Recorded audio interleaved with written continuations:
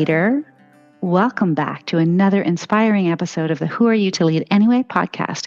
I am your host, Cynthia Jamieson, leadership coach, and today we are going to delve into a critical aspect of leadership, team engagement and culture. Are you excited? This episode was inspired by the latest State of the Global Workplace 2023 report from Gallup. Very interesting reading. If you're into that, I will link that up in the show notes for you so that you can go take a peek. This is the survey where employees across the world were asked, what would you change about your workplace in order to make it better? So the responses overwhelmingly pointed to engagement and culture as the top concern. And as someone who's spent my entire career in human resources, this is not a surprise to me. And also, I wholeheartedly believe that you, leader, can absolutely positively make a significant difference. Why? Because you are the linchpin. You are the linchpin. So today, we're going to explore how to create a more engaged workplace and culture, because although this information is typically shared within senior leaders to be able to make good decisions, et cetera, within their organizations, I've often seen where this sort of information, which is really rich, doesn't make it down to the level to where it needs to in the organization to be able to impact positive change. So, having said that, what did these employees have to say specifically about what they would change within the context of work? So I'm going to tell you. Here's what they wanted to change. They wanted for everyone to be recognized.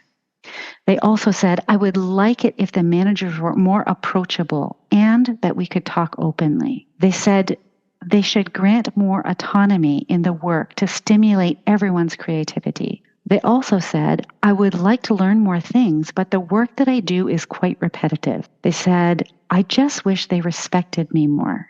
I have to say, my heart went out a little bit to this. They also said, give everyone a fair chance in getting promoted. And the last thing that they said was, give us clearer goals and stronger guidance.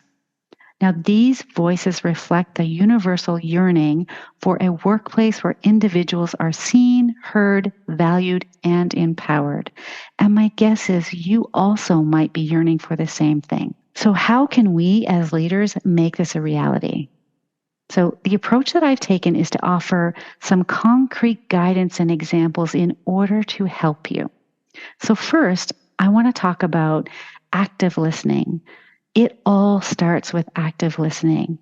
I'm reminded that there's a reason we have 2 ears and 1 mouth. I don't mean to be negative in my saying that, but it's an observation about the truth of the matter. Active listening is a skill that distinguishes really great leaders from the rest. And we often think of listening as a passive act, but it's anything but. Active listening is really, really hard. And it's about more than just hearing the words. It's about understanding the emotions and the sentiments behind the words. So when your team members speak to you, making a conscious effort to double click down to another level of deep listening really lends itself to deep understanding. So here's a practical approach that you can take. The first piece is create a safe space for open conversations. Now, as a leader, encourage open conversations. Let your team know that you value their input and their ideas. And when your team members feel safe expressing their thoughts and their concerns without fear of judgment, it leads to a more engaged environment. You probably, again, see yourself in this same example. The second practical step you can take is by putting yourself in their shoes. So in order to really truly understand an individual or someone on your team or your team, put yourself in their shoes. Imagine it for a moment. Be really curious about what's important to them and give yourself the time and the permission that you need in order to listen actively. What does this mean? It means putting aside the need to respond, the need to judge, the need to be right. My husband said something the other day that I think is quite impactful, and I'm still processing it myself, but I'm going to say it to you. Knowing is the enemy of learning. So when we think we know the answer to everything, we're not learning. So the second thing I want to talk about is turning repetitive tasks into growth opportunities. Now, repetitive tasks do exist, and they are a common concern in workplaces, but they also can be transformed into opportunities for growth. Here's how. There are three different ways. The first is to provide skill development. So offer training, workshops, or courses that allow your team to acquire new skills related to their repetitive tasks. For example, if someone's work requires or involves a lot of data entry, perhaps providing opportunities for them to improve their data analysis skills could really be useful. Perhaps it's pairing two different employees up together so that they can cross-train. The second way to achieve this is by setting specific goals. Collaborate with your team to set specific, measurable, and challenging goals related to the repetitive tasks.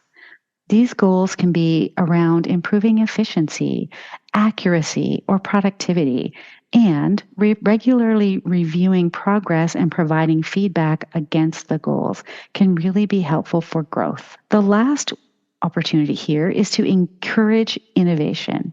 So inviting the team to suggest process improvements or innovations in the routine tasks. So you can encourage them to identify and implement changes that can make the task more efficient or interesting. And a really cool way of doing this is building upon this concept of yes and. I've spoken about it before on the podcast, where it's like, let's challenge ourselves to find 10% of the idea that we might not like and build upon it so that we have a creative, comprehensive brainstorm list of all the ways that we can be innovative within the team. Thirdly, let's talk about interpreting noise and quiet within your team. Noise and quiet are like in air quotes. So identifying signs of discontent within your team requires perceptive and proactive leadership. Here's how. First, pay attention to nonverbal cues. Keep an eye on the body language, the tone, and the expressions that you're seeing and noticing. These cues can reveal a lot about your team's engagement and emotions. Are they slumped down and not paying attention? Do they have their arms crossed and are they closed? That can really be useful information. The second is to create anonymous feedback channels. So establishing these channels for feedback allows team members to share their concerns without fear of repercussions.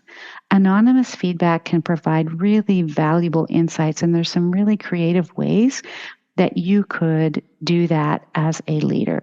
I mean, I'm not necessarily a fan of the employee suggestion box, but that is a way to collect feedback. The problem with that I often see is we ask for it, but we don't do anything, which then leads us right back to what we're talking about today, which is the importance of listening and engaging with the team. So the third piece here is around monitoring team dynamics, really paying attention to the team dynamics and the interactions that are happening. Are there signs of enthusiasm and engagement, or are there hints of disengagements? Address any issues you notice. So here's what I can share here that I have seen a lot of times. What you walk by is what you accept. So if you see the issue, if you see something, say something. Deal with it then. Okay. The fourth thing I want to talk about today is the role of empathy. Now, empathy is a crucial element of leadership and employee engagement. Here's how to incorporate it effectively. First, show genuine care and concern. Demonstrate that you genuinely care about your team's well-being. Check in with them regularly and offer support when needed. You likely have employee assistance programs, which is amazing, and even just providing awareness to that, noticing your staff and offering that support is a great first step. Second, put yourself in their shoes. I've talked to this already, but try and understand your team's perspectives and their emotions. Speak from their perspective and answer questions like, I feel blank in this situation because of blank. It can just help you gain some insight to what they might be thinking and feeling about what's happening. Thirdly, be responsive. Be responsive to your team's emotional needs. Show that you are available to support them in both their professional and their personal challenges. Now, in the quest to enhance engagement and culture within your organization, remember it's the little things that make the biggest difference. Recognition, approachability, autonomy, opportunities for growth, respect, fair chances, and clear goals are all within your reach as a leader. All of these things are completely doable, and you have control over those things. Now, in this episode today, we have explored the art of true engagement, listening, interpreting, practicing empathy. Those are key ingredients for creating a culture that everyone aspires to be a part of, even you.